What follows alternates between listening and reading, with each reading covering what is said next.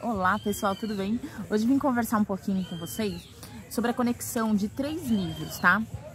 As Mãos do Bebê Maestro, A Aurora da Criança e O Futuro Ancestral. Eu li esses 3 livros e eu percebi conexões muito profundas entre eles, né? Eu já acho que as coisas são super conectadas sempre, e eu gosto de ver quando eu percebo isso de uma forma mais nítida, mais clara, né? A Aurora da Criança, ela vai falar sobre esse aprendizado da criança, sobre essa vontade de aprender, mas ela precisa estar em um contexto, né, da escola não fazer adormecer essa aprendizagem. O livro do Futuro Ancestral fala dessa conexão com a natureza, de você aprender com o rio e aprender com o tempo da natureza. E a mão do bebê, né, as mãos do bebê maestro, ele traz uma coisa tão sensível assim perante ao movimento, de como a mãe e o filho vai se conectando e vai aprendendo, e o bebê já traz uma história, né, e aí junta com aquela história do adulto. É importante esse respeito mútuo das histórias para a construção de uma terceira história. E aí qual é o fio condutor, né, de todos eles? É a sensibilidade.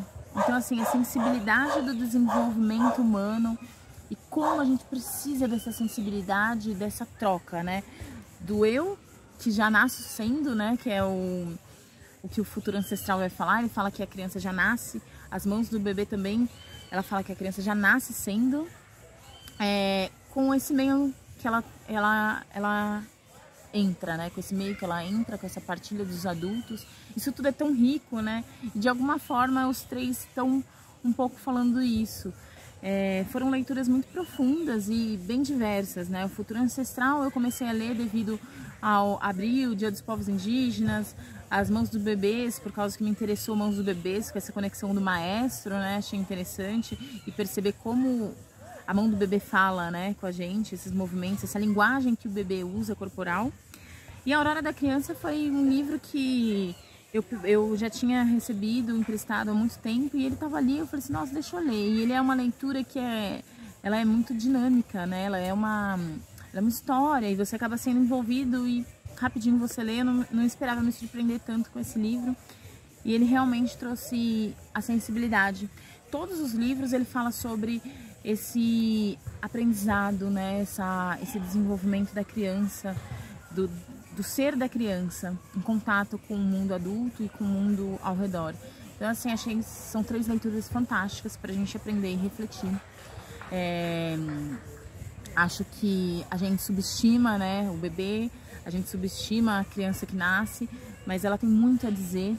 A gente precisa olhar para o que ela tem a dizer, porque a criança ela não está cansada do mundo, ela não está saturada do mundo, ela está entrando no mundo, e ela traz toda a sua inexperiência para poder, a sua inexperiência no sentido, a falta de conhecimento dela, ela é benéfica, porque quando você não sabe o que é aquilo, você pode criar em cima daquilo, né? E a gente precisa aprender, a gente precisa de criar, o mundo precisa de criação, né? O mundo precisa de novas ideias, o mundo precisa de um olhar esperançoso, e tudo isso está ali, no universo que a criança traz quando ela nasce.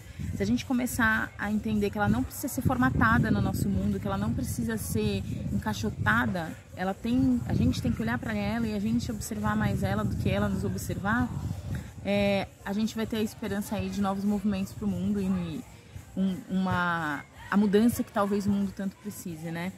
Então é isso, quis contar um pouquinho para vocês aí sobre essas leituras. Como eu tô aí nesse ambiente de natureza, eu tô inspirada para gravar vídeos e conversar um pouquinho com vocês. Gosto sempre bastante de estudar perto da natureza. Ela é inspiradora e nos reconecta com toda a sensibilidade que a gente precisa ter nessa arte de educar. Um abraço para todo mundo.